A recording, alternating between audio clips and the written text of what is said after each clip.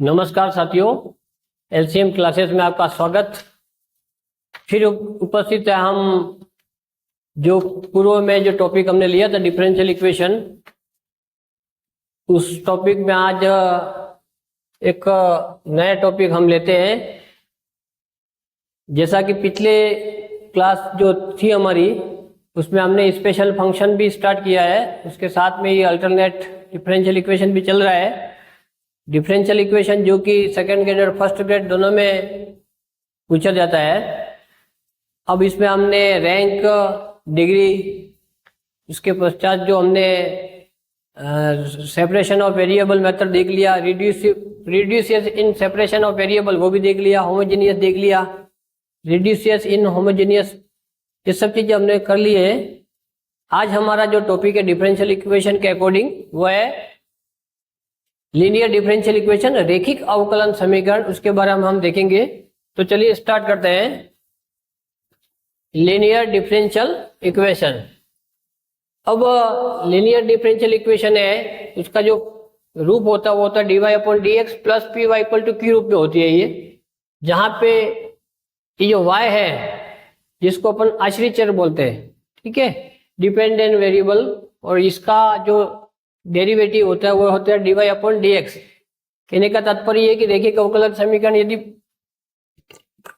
कि रैखिक अवकलन कैसे किसको है रैखिक अवकलन समीकरण, तो आश्रित चर और उसका यदि अवकलज है वो दोनों यदि प्रथम घात में हो, प्रथम घात का मतलब सिंगल ऑर्डर है, इसका जो डिग्री है वो 1 हो। यहाँ पे ध्यान से देखिए, यहाँ पे 1 है, डिग्री 1 है, dy/dx है, तो इसको अपन रैखिक लीनियर डिफरेंशियल इक्वेशन कहेंगे, जिसका रूप होता है dy/dx plus py equal to q रूप। अब इसको अपन क्वेश्चन के द्वारा समझते हैं कि ये जो लीनियर डिफरेंशियल इक्वेशन है, दिख रहा है आप लोग को लीनियर y और इसका जो डेरिवेटिव है dy/dx वो सिंगल पावर प्रथम घात में है, तो इसका मतलब ये लीनियर डिफरेंशियल इक्वेशन है। अब इसका जो सोल्यूशन क्या होगा इसको हम करते हैं। अब लीनियर डिफरेंशियल इक्वेशन का कोई भी क्वेश्चन हो, आपको बेसिक से चलना है, वो अपने आप होता जाएगा कि आपको तुरंत पता चल जाएगा कि होमोजेनियस का है क्या। जब अपन को क्वेश्चन की अच्छी प्रैक्टिस होगी तो आपको क्वेश्चन देखते ही पता चल जाएगा कि इसको होमोजेनियस से करना है कि इसको सेपरेशन से करना है, कि ये लीनियर का क्वेश्चन है कि ये एग्जैक्ट का क्वेश्चन है। वो अपना आप आगे कर स्टेप टू स्टेप बढ़ते जाओगे, लेकिन उसके लिए आपको प्रैक्टिस चाहिए। अब जैसे ये क्वेश्चन है, अब इसमें बेसिक से चलो, हम लोग को dy/dx है, ठीक है, यहाँ से cos स्क्वायर x को यहाँ से डिवाइड करो इन दोनों में, तो ये हो गया y/cos square x is equal to, ये हो गया tan x को अपन लिख सकते हैं sin x/cos x, और ये जो cos स्क्वायर x है ये इसको कॉमन लेके ना इसको डिवाइड कर दे अगले स्टेप में, तो ये हो गया 1/cos स्क्वायर x, ठीक है, ये हो गया। अब इसको करने की जरूरत नहीं है, सीधा हो जाएगा, ये sin x/cos x को tan x ही रखो। अब यहाँ पे जैसे ये हो गया dy/dx plus y cos square x ऊपर गया तो वो बन गया sec square x is equal to tan x as it is था, ये cos स्क्वायर x ऊपर गया तो वो बन गया sec स्क्वायर x, ये क्या बन गया sec स्क्वायर x, ये हो गया sec स्क्वायर x और इंटू में tan x चले जाता, ठीक है। अब ध्यान से देखिए, ये dy/dx plus py equal to q रूप हो गया, यही है, जहां पे ये p है, ये जो p है और ये पूरा क्या है q है। अब इसका जो सोल्यूशन होगा, इसका जो सोल्यूशन सबसे पहले इसमें इंटीग्रल फैक्टर निकाला जाता है। कभी कभार क्वेश्चन अगर पेपर ठीक ठाक आता है तो सीधा IF तक ही पूछ लेगा कि IF क्या होगा ये, तो इसकी जो IF होती है वो इंटीग्रेशन p dx होता है, ठीक है, e की power integration p dx IF होता है। तो इसका मतलब ये हो जाएगा e की पावर इंटीग्रेशन p की वैल्यू यहाँ पे कितना है, यहाँ पे लिख दीजिए, यहाँ पे p का मतलब हो गया sec स्क्वायर x और q की वैल्यू है वो sec square x tan x है, ये हो गया। अब p dx, अब p की वैल्यू है वो sec स्क्वायर x है, ठीक है, इनटू में dx चल ही रहा है। अब e की power sec square x, e की पावर sec स्क्वायर x का जो इंटीग्रेशन होता है वो तो tan x होता है, तो e की पावर tan x, ये क्या हो गया, इसका IF हो गया, ठीक है। अब जब अगली स्टेप इसमें करेंगे तो यहाँ पे स्पेस कम है थोड़ा, यहीं पे देख लेते हैं।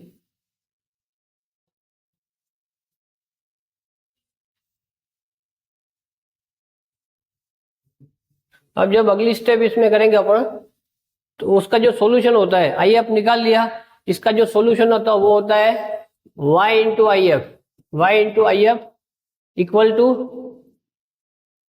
q into I F into D X, ये होता है, ठीक है। y into I F equal to Q into I F into D X. अब y की वैल्यू, y को y रहने दो, इंटू आई एफ का मतलब इंटीग्रल फैक्टर क्या होता है, e की पावर 10x हो गया, e की power 10x is equal to Q का मान यहां से रख दीजिए, sec square X into 10x into I F कितना निकाला था, e की पावर 10x, ठीक है, और इंटू में dx। अब जैसे इसको आगे पहले की तरह जो इंटीग्रेशन नॉर्मल अपन करते हैं उसके अकॉर्डिंग करेंगे इसमें, तो अगली जो स्टेप हो जाएगी, अब यहाँ से ये तो पहले से ही है, इसको तो एज इट इज रखो, e की पावर 10x, इसको एज इट इज रखा। अब यहाँ पे अपन ने क्या कर दिया कि e की पावर 10x है, ठीक है, या इतना नहीं करो तो 10x को t मान लो, इस 10x को t मान लिया। अब 10x को t मानते ही 10x का डिफरेंशियल होता है sec square X into D X का dx इजिकल टू t का dt, या एक ही बात है dx अपॉन dt करोगे, dt को अगली स्टेप में क्या कर देंगे, क्रॉस मल्टीप्लाई करेंगे तो ये हो जाएगा। अब ये जो वैल्यू है उसको यहाँ पे रख दो इसकी जगह, इसको प्रतिस्थापन कहते हैं अपन, सब्स्टिट्यूट मेथड, ये e की पावर 10x, ठीक है, इजिकल टू ये सेक स्क्वायर एक्स, इसकी जगह ये इंटू डी dt हो गया, तो इंटीग्रेशन ये और ये तो dt हो गया। अब 10x को t माना तो t इंटू e की पावर t, और ये जो है वो पूरा हो जाएगा dt, ठीक है। अब जैसे ही अगली स्टेप करेंगे यहाँ पे, तो यहाँ से जो है वो इसका जो नॉर्मल इंटीग्रेशन अपन करते हैं इसको तो एज इट इज लास्ट तक रखना है, y इंटू 10x, इसमें ILATE ILATE inverse logarithm algebraic, तो ये एल्जेब्रिक है, इसका मतलब इसको फर्स्ट मानना है।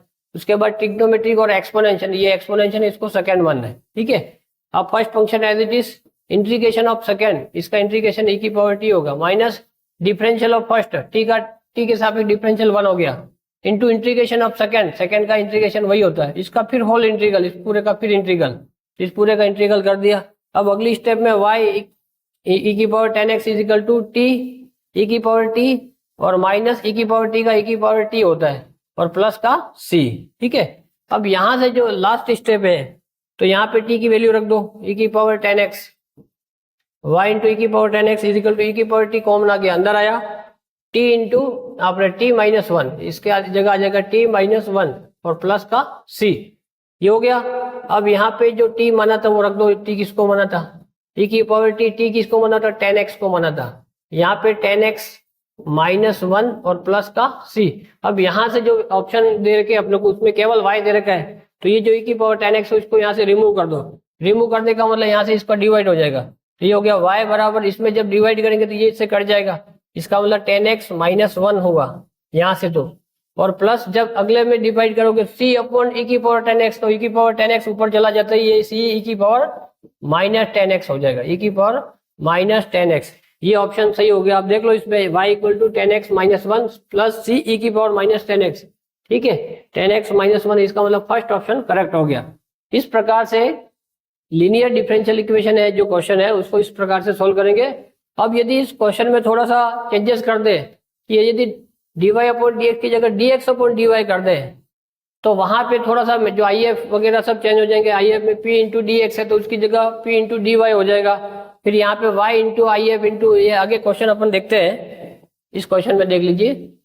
अब ये जो क्वेश्चन है वापस वही लीनियर का है, तो इसका जो सोल्यूशन होता है, सबसे पहले तो dy अपॉन dx कर दो, यहाँ से इसको हटाओ, तो ये हो गया y upon x plus 2y cube. अब ध्यान से देखिए यहाँ पे ये हर जो है हमेशा बड़ा आ रहा है और अंश छोटा आ रहा है, इसका मतलब इससे आपको लीनियर में क्लियर नहीं हो रहा, इसका मतलब काम करता अपन इसको उल्टा कर देते, इसको dx अपॉन dy कर देते, जैसे ही ऐसा किया तो ये हो जाएगा, ये ऊपर आ जाएगा x plus 2y cube upon y। अब इसको डिवाइड कर देते हैं तो ये हो जाएगा dx upon dy is equal to x upon y plus 2y square. जब दोनों का अलग अलग, इसको इसके अपॉन में किया, इसका इसमें अपॉन में किया, जब इसमें करेंगे तो y क्यूब से एक y कट जाएगा तो 2y स्क्वायर बचेगा, ठीक है। अब इसको इधर ले आइए तो ये हो जाएगा dx upon dy minus x upon y equal to 2y square, ये हो गया।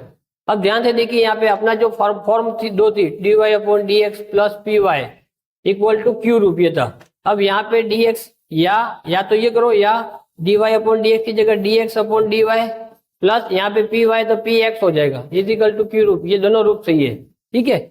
अब यहाँ पे ये जो क्वेश्चन है इसमें ये वाला रूप है, क्यों, क्योंकि x के साथ dx अपॉन dy आएगा और y के साथ dy अपॉन dx आ जाएगा। ठीक है, अब यहाँ पे ये जो है ये वाला रूप है इसमें लेके, तो जब px इक्वल टू q रूप है ये वाला। ठीक है, अब इसमें से ये हटा दो। ठीक है, ये वाला रूप है। अब इसमें वापस वही चीजें, तो यहाँ से जो p की वैल्यू है, यहाँ से जो p का जो मान है, अब px है, इसका मतलब p का मान -1 अपॉन y हो गया। ठीक है, और ये जो q की जो वैल्यू है, q का मतलब राइट साइड में 2y स्क्वायर, ये q हो गया। अब अपना नियम से चलो IF निकालो। सबसे पहले IF बराबर e की पावर p dx होता है। अब यहाँ पे x dx अपॉन dy, इसका मतलब ये p dy हो जाएगा। ठीक है, y के सापेक्ष डिफरेंशियल हो रहा है। ये हो गया IF इक्वल टू e की पावर p की value -1 upon y into dy। थोड़ा सा कॉमन सेंस लगा देना, यहाँ से क्वेश्चन पकड़ में आ जाएगा कि यहाँ dx करे कि dy करो। वो जैसे ही आपको अगर बाई चांस कंफ्यूजन भी लगे, तो यहाँ पे जैसे p की वैल्यू y मारी है, इसका मतलब डेफिनेटली dy होगा। जब यहाँ पे p की वैल्यू x में आ रही है, तो यहाँ dx आ जाएगा। इस प्रकार से भी पकड़ सकते हैं कि इसमें dx करे या dy करे, तो दिक्कत वाली बात नहीं है। अब यहाँ पे ये इसकी जो वैल्यू हो जाती, तो e की पावर माइनस को बाहर ले लो, यहाँ पे dy अपॉन y, और dy अपॉन y का जो इंटीग्रेशन होता है वो log y होता है। e की पावर माइनस log y हो गया। ठीक है, तो अगली स्टेप में IF बराबर, ये जो माइनस है इसको ऊपर ले लो, तो log y की पावर -1, और log, ये log है, इसके बेस में हमेशा e होता है, इसकी जो वैल्यू होती है वो 1 होती है। तो y की पावर -1 आया, तो इसका मतलब 1 अपॉन y IF हो गया। अब इसका जो सॉल्यूशन है, अंतिम में जो सॉल्यूशन होता है, अब जब dy अपॉन dx है तो y में होगा, जब dx अपॉन dy है तो इसमें x में आएगा, x into IF equal to यहाँ पे q इंटू IF इंटू जो है यहाँ पे, अगर बाई चांस अपन को गलती से ये पता चलेगा कि यहाँ के dx या dy करना है, तो इसको देख के पता चल जाएगा। जैसे x इंटू IF का मतलब 1 upon y is equal to q की जो वैल्यू है वो यहाँ से रखी अपनों ने 2y स्क्वायर। ठीक है, इंटू IF की जो वैल्यू है अपनों ने 1 अपॉन y। अब यहाँ से पता चला पूरा y में, इसका मतलब यहाँ पे dy आएगा। ठीक है, बाई चांस आप लोग को लगेगा कि यहाँ पे dx करे कि dy करे, कंफ्यूजन लगे, तो इससे पता चल जाएगा कि अपना जो फंक्शन है वो किस में आ रहा है। अगर y में आ रहा है तो dy करेंगे। बाकी रूल्स, इसका जो फार्मूला ये है। अब ये हो गया x upon y equal to, यहाँ से y से एक y कट गया, तो ये 2 को बाहर ले लो, अंदर बचा y इंटू dy, और y इंटू dy को लिख सकते हैं 2 इंटू y का इंटीग्रेशन y स्क्वायर अपॉन 2, ये 2 से 2 कट गया प्लस c। इसका मतलब ये हो गया x upon y is equal to y square plus 2। अब y square plus c, x upon y equal to y square plus c, x upon y is equal to y square plus c. इसका मतलब second option correct हो गया। ठीक है, second option correct हो गया। इस प्रकार से ये जो क्वेश्चन है वो लीनियर डिफरेंशियल इक्वेशन के क्वेश्चन है। अब अगला जो मेथड है वो है equation reduces in linear differential equation. इसको अपन बर्नौली इक्वेशन भी कहते हैं, कि कोई जो इक्वेशन है सीधा वो लीनियर में नहीं हो, उसको रिड्यूस करना पड़े, मतलब रेखिक रूप में बदली जाने वाली अवकलन समीकरण, इसको ऐसा भी कह सकते हैं। ये बहुत ही इंपॉर्टेंट है, इस पर क्वेश्चन डेफिनेटली अधिकतर आता ही है, चाहे वो सेकंड ग्रेड का एग्जाम हो चाहे फर्स्ट ग्रेड का हो, कि लीनियर जो फॉर्मूला होता है वो तो dy upon dx plus py equal to q रूप होता है। लेकिन जब यहाँ पे इसके साथ में कोई और जो वेरिएबल है, जैसे y की पावर n है वो, या जैसे dx अपॉन dy है, तो यहाँ x की पावर n आ जाएगा। थोड़ा कॉमन सेंस वाली बात है। तो इस प्रकार का फॉर्म है, तो इसको yn को यहाँ से इसको डिवाइड करना पड़ेगा पहले, उसके बाद जो आएगा उसको पहले t मानना पड़ेगा, उसके बाद इस आगे वाला dt होगा। इस प्रकार से पूर्वानुसार जो सेपरेशन वाला किसी मेथड अपन इसको सोल्व करेंगे, वो आगे क्वेश्चन से देखेंगे। लेकिन फिलहाल एक बार तो सेकंड ग्रेड में सीधा इस पर प्रश्न क्वेश्चन पूछ लिया था कि बर्नौली इक्वेशन निम्न में से इसका फॉर्म क्या है। तो बर्नौली इक्वेशन का फॉर्म भी सीधा याद रखना है, dy upon dx plus py equal to q y की पावर n। और यदि क्वेश्चन में देख लेना, यहाँ पे dy अपॉन dx की जगह dx अपॉन dy दे रखा है। यदि dx अपॉन dy दे रखा है तो dx अपॉन dy होगा, तो यहाँ पे px आ जाएगा, और यहाँ पे q इंटू x की पावर n आएगा। वो क्वेश्चन के अकॉर्डिंग ऑप्शन में देख लेना, बाकी आप लोग को सीधा फार्मूला याद रखना है। और इसमें करना क्या है मेथड, इसको क्वेश्चन को कैसे सोल्व करेंगे, तो इसके लिए जो yn है उससे, जब yn में दे रखा है क्वेश्चन में, जैसे yn है तो उसको डिवाइड करेंगे। yn का मतलब y में जो भी आपको फंक्शन दे रहेगा उससे डिवाइड करेंगे, उसके बाद पूर्वानुसार अपन सोल्व करेंगे। और सपोज यदि वो x में दे रखा है तो x एंड x में जो भी फंक्शन उसको डिवाइड करेंगे, वो देख लेना dy अपॉन dx है या dx अपॉन dy है, वो अपन क्वेश्चन दोनों देख लेंगे। तो फिलहाल जैसे यहाँ पे इसका सॉल्यूशन करते हैं अपन। अब ये जो dy अपॉन dx इसका सोल्व करते हैं, तो dy upon dx plus x अब साइन y। अब जब यहाँ पे ध्यान से देखिए, जब dy अपॉन dx है तो y वाला टर्म जो है उससे डिवाइड करेंगे। तो जैसे ही डिवाइड किया तो ये हो गया 1 upon cos square Y into में dy upon dx plus x sine 2y upon में हो जाएगा cos square Y equal to x की पावर 3। ठीक है। अब जब यहाँ पे इसको ये कॉस स्क्वायर वाई हो जाएगा सेक स्क्वायर वाई, कॉस ऊपर जाएगा सेक बन जाएगा, तो dy अपॉन dx प्लस, अब यहाँ से ध्यान से देखिए ये जो साइन 2y इसको मैं ऐसे लिख सकता हूँ 2 साइन y cos y, या यहीं पे लिख दो ये जो साइन 2y था ये x इंटू साइन 2 थीटा को लिख सकते हैं 2 साइन थीटा cos थीटा, मतलब 2 साइन y cos y लिख सकते हैं इसको। और इसके अपॉन में किससे डिवाइड किया था, cos स्क्वायर y से दिया है। ठीक है, ताकि एक स्टेप कम हो जाए। तो इसका मतलब अगली जो स्टेप है इसमें जो x इंटू, अब एक cos तो इससे कट गया, ये तो कट गया, एक cos बचा, और ये एक cos जो है वो 2 साइन अपॉन cos बचा यहाँ से, तो ये हो गया 10y equal to X cube हो गया। ठीक है। अब अपना उसके बाद क्या करना है कि बर्नौली जो इक्वेशन है उसमें क्वेश्चन को कैसे सोल्व करना है। तो जैसे ही अपना इस प्रकार से इसको थोड़ा सोल्व कर ले, उसके बाद यहाँ पे जो x के साथ जो टर्म है उसको t मान लेना या v मान लेना, जो भी मान लो। तो जैसे मैंने 10y को v मान लिया, 10y को क्या मान लिया, v, तो 10y का जो इंटीग्रेशन डिफरेंशियल होगा सेक स्क्वायर y, और फिर y का dy अपॉन dx, x के सापेक्ष कर रहे हैं तो v का x के सापेक्ष हो जाएगा dv अपॉन dx। अब ये जो वैल्यू है वो जो भी आया इसका मान इस क्वेश्चन में रख देंगे। ठीक है। तो जो अगली स्टेप में है sec square y into dy upon dx, इसकी जगह आ जाएगा dv अपॉन dx प्लस यहाँ पे जो है 2 10y, x इंटू 2 10y है तो यार 2x हो जाएगा, ये मतलब 2 और 10y को क्या मान लिया, v is equal to X cube. ठीक है।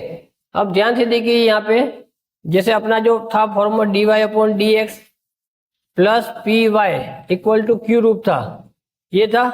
अब यहाँ पे जब y की जगह क्या है, v है, तो ये dv upon dx, P Y है, जब y था dy अपॉन dx था तो पी वाई था, तो dv अपॉन dx है तो यहाँ पे पी वाई की जगह pv हो जाएगा। ठीक है, इक्वल टू क्यू रूप हो गया।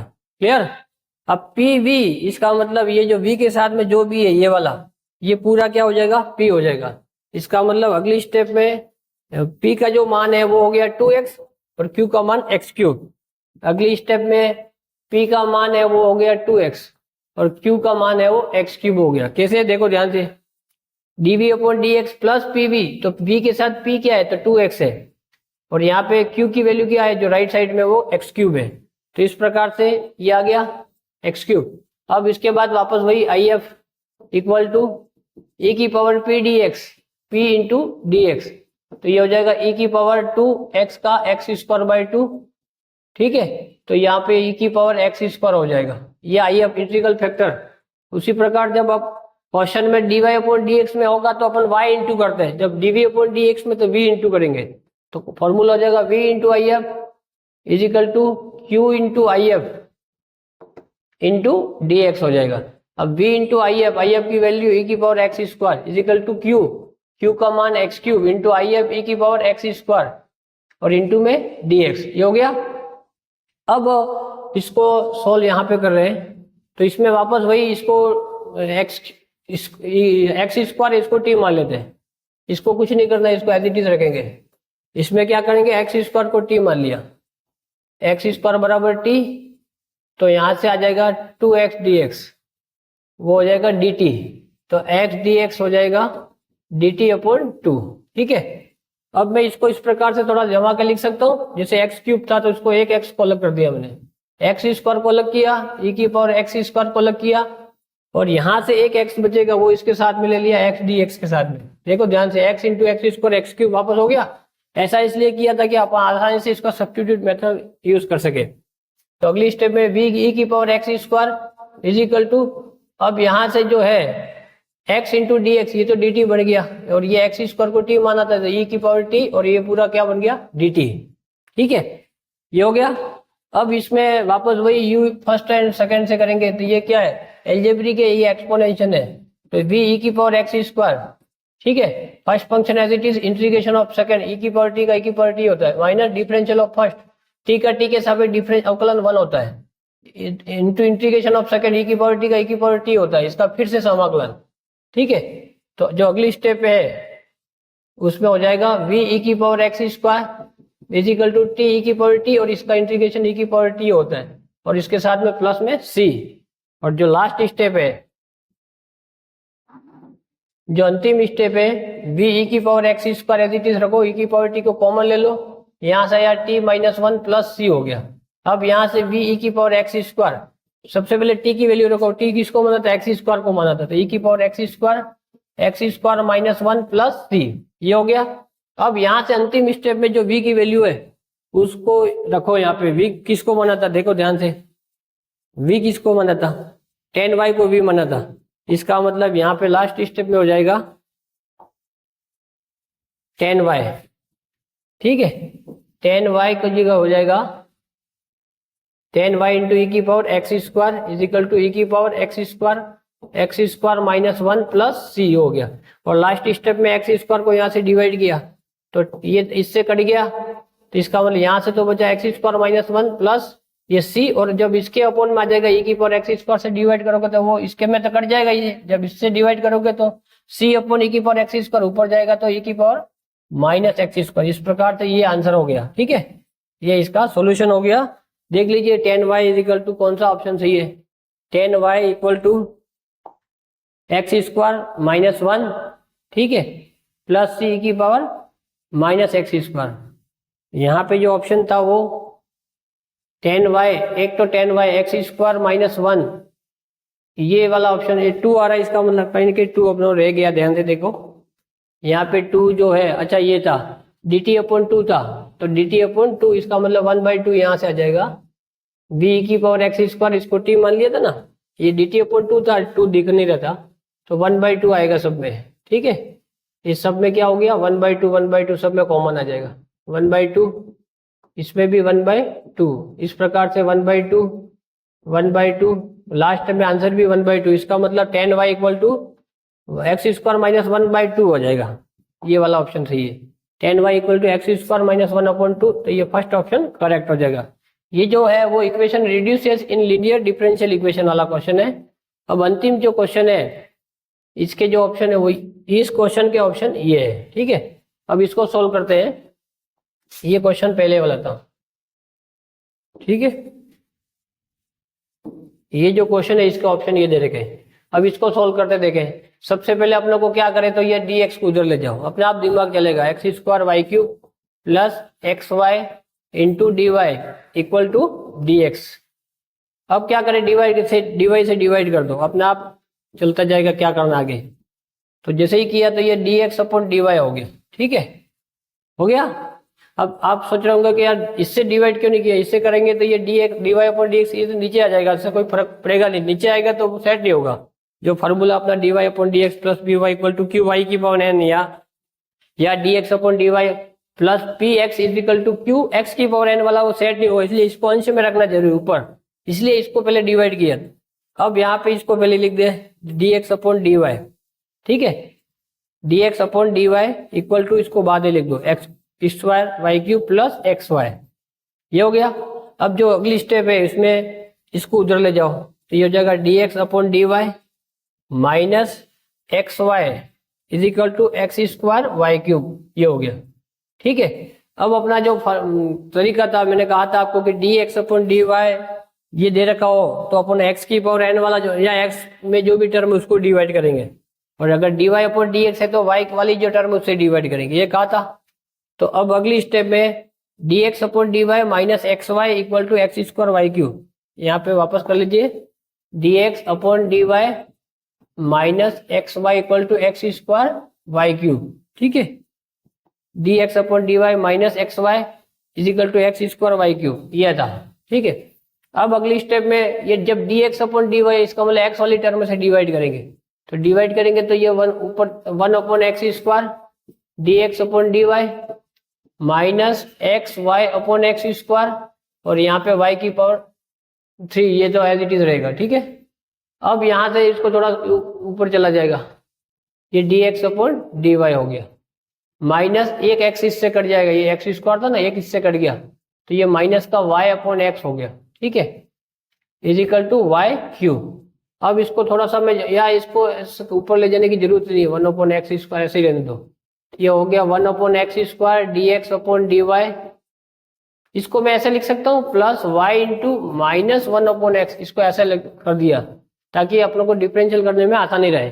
अब माना माइनस 1/x को मैंने t मान लिया, तो माइनस है ही, और 1/x का जो डिफरेंशियल होता है वो माइनस 1/x² होता है। करके देख लेना, x की पावर n से है, वही x की ऊपर जाएगा, x की पावर -1, तो ये x की पावर n है, तो nx n -1, तो इसका मतलब माइनस 1/x², ये हो गया।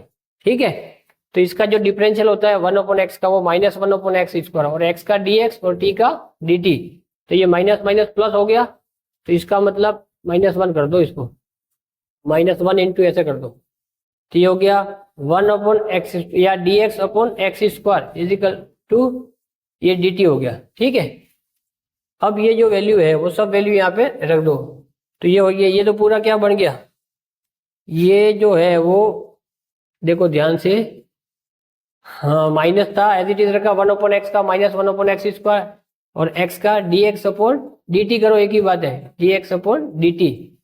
ठीक है, dx/dy इजिकल टू, अब यहाँ पे t माना तो dt/dy कर दो, चलो, क्योंकि y के सापेक्ष करें ना अपन, सबसे पहले तो dx/dy था, तो ये dx/dy, इसकी जगह dt/dy हो गया। ठीक है, तो ये हो गया अगली स्टेप में, लास्ट जो स्टेप है अगली में, तो ये हो जाएगा dt/dy, या v कर दो, इसको v मान लो, तो चलो इसको v मान लिया, इसको वापस एक बार देखो ताकि कंफ्यूजन नहीं हो, अपन t की जगह v मान लेते हैं। ठीक है, तो ये हो गया, इस -1 एज इट इज, 1/x का minus 1/x² into dx x के सापेक्ष अपॉन dy y के सापेक्ष अवकलन करना x का, तो यहाँ पे भी v का y के सापेक्ष dv/dy हो जाएगा। ठीक है, अब ये जो वैल्यू है, ये वाली वैल्यू, ये और ये वैल्यू इस पे रख दो, तो ये हो जाएगा dv/dy हो गया, dv/dy,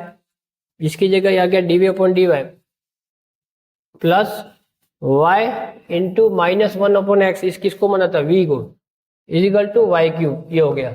अब ये देखो ध्यान से, dv/dy plus pv, dv/dy plus pv equal to q रूप आ गया।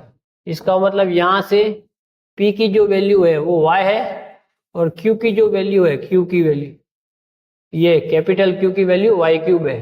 तो इसका मतलब आगे प्रोसेस वही चल रहा है, if बराबर e की पावर p dx था, तो यहाँ पे p और v में है तो p dv हो गया। ठीक है, तो e की पावर p किसको माना, y, और यहाँ पे dy हो गया, सॉरी p dy, तो y इंटू dy, तो ये हो जाएगा e की पावर y²/2।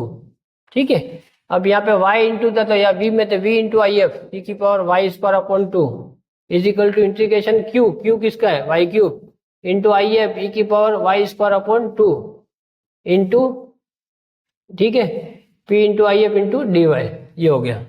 ठीक है, क्योंकि y के साथ डिफरेंशियल था, यह v e की पावर y²/2 इजिकल टू, अब यहां से क्या करेंगे अपन, y²/2 है, इसको t मान लेते हैं, माना y²/2 को t मान लिया, तो y² का 2y इंटू y का dy/2 चल ही रहा है, और t का dt, ये 2 से 2 कट गया, इसका मतलब y dy is equal to dt हो गया।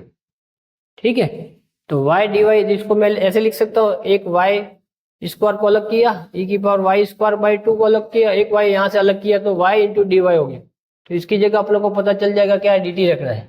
ठीक है, तो अगली जो स्टेप है वो हो गया v e की पावर y²/2 इजिकल टू, ये जो है e की पावर y²/2 को क्या माने, t, तो ये हो गया y²/2 इक्वल टू t है, तो 2t हो जाएगा, y² की जगह 2t, तो ये हो गया 2t इंटू e की पावर t, और इंटू में इसकी जगह क्या हो गया, dt। ठीक है, अब 2 बाहर आ जाएगा अगली स्टेप पे, और यहाँ पे अगली स्टेप v e की पावर y स्क्वायर अपॉन 2 बाहर आ जाएगा, यहाँ पे आ जाएगा t into d t, t into e की power t into d t है, ये हो जाएगा। अब v e की पावर y स्क्वायर अपॉन 2, ये 2 बाहर आ गया, ये फर्स्ट ये second, first function as it is, integration of second minus differential of first into integration of second का होल इंटीग्रल। तो इसका मतलब v e की power y square upon 2 is equal to 2, ये e की पावर t कॉमन आ गया तो अंदर आ गया, यहाँ से t, इसका तो e की पावर t होता है, माइनस एक स्टेप और बढ़ा दो यार, t e की पावर t माइनस e की पावर t, ये प्लस का c, तो ये v e की पावर y स्क्वायर अपॉन 2 बाहर था, e की पावर t भी बाहर आ गया, यहाँ से बचा t माइनस 1 प्लस c। अब यहाँ पे जो v की वैल्यू क्या रखी थी देखो ध्यान से, v किसको माना था, v माना था माइनस 1 अपॉन एक्स, ठीक है, ये माइनस 1 अपॉन एक्स को v माना था, माइनस 1 अपॉन एक्स को v माना था, तो माइनस 1 अपॉन एक्स e की power y square upon 2 is equal to 2 e की पावर t। अब t किसको माना था, t जो माना था अपनों ने किसको माना था, y स्क्वायर अपॉन 2 को t माना था, तो ये y स्क्वायर अपॉन 2, ये y square upon 2 minus 1 plus c, ठीक है। और जो लास्ट स्टेप है यहाँ से देख लो, ये ऑप्शन इसके हिसाब से मैच करवा लेना, e की पावर माइनस 1 अपॉन एक्स, यहाँ से ये डिवाइड करते ही ये तो हट जाएगा, ये हो जाएगा y square by 2 minus 1 plus c, जब इसमें डिवाइड करेंगे तो e की power minus y square upon 2, ठीक है, ये हो जाएगा। अब उसके हिसाब से देख लो कौन सा ऑप्शन सही है, ये 1 अपॉन एक्स वाला जो है 1 अपॉन एक्स इक्वल टू, ये जो लास्ट ऑप्शन है 1 upon X equal to 2 minus Y square plus C, 2 minus 1 upon X 2 minus, ये वाला ऑप्शन करेक्ट हो जाएगा, ठीक है, क्योंकि जब आगे माइनस लेंगे ना, लास्ट स्टेप देखो ये माइनस को उधर ट्रांसफर करेंगे तो वो वाला ऑप्शन करेक्ट हो जाएगा। इस प्रकार से आज की जो हमारी क्लास थी इसमें हमने आज 2 मेथड डिस्कस किए, एक तो लीनियर डिफरेंशियल इक्वेशन वाला किया और एक reduces in linear differential equation. Linear differential equation में रिड्यूस होने वाली जो इक्वेशन है उसको किस प्रकार से सॉल्व करेंगे, जिसको अपन बर्नौली इक्वेशन भी कहते हैं। इन दोनों मेथडों को आज हमने डिस्कस किया है और इसके पश्चात अगली जो क्लास है उसमें हमारा जो है वो एग्जैक्ट डिफरेंशियल इक्वेशन के बारे में देखेंगे। लेकिन उससे अल्टरनेट जो क्लास के रूप में मैंने जैसे कहा था आपको स्पेशल फंक्शन वो चलता रहेगा, तो जो अगली क्लास होगी हमारी वो स्पेशल फंक्शन की होगी वापस, उसमें हमने हाइपर ज्योमेट्रिक फंक्शन जो है वो लगभग कंप्लीट हो गया, उसमें थोड़ा सा बचा है डिफरेंशियल और इंटीग्रेशन फॉर्म। उसके पश्चात हम लीजेंडर इक्वेशन को लेंगे और इसके फिर अगली क्लास में ये जो डिफरेंशियल इक्वेशन है उसको कंटिन्यूस करते रहेंगे। तो अल्टरनेट क्लास, एक क्लास पीजी पोर्शन की होगी, एक है वो ग्रेजुएशन पोर्शन की होगी, ताकि फर्स्ट ग्रेड वाले जो स्टूडेंट है उनके जून में एग्जाम उनके भी काम होता रहे, और जो सेकंड ग्रेड है उनके ये जो टॉपिक कॉमन है डिफरेंशियल इक्वेशन उनका सितंबर में एग्जाम है, उनके भी फायदे हो जाए। इस प्रकार से हम आगे बढ़ेंगे। अब ये जो क्लासें हैं इनको आप ज़्यादा से ज़्यादा प्रसारित करें, हमारे चैनल को लाइक करें, शेयर करें, सब्सक्राइब करें। एक बार पुनः आप सभी का धन्यवाद। जय हिंद, जय भारत।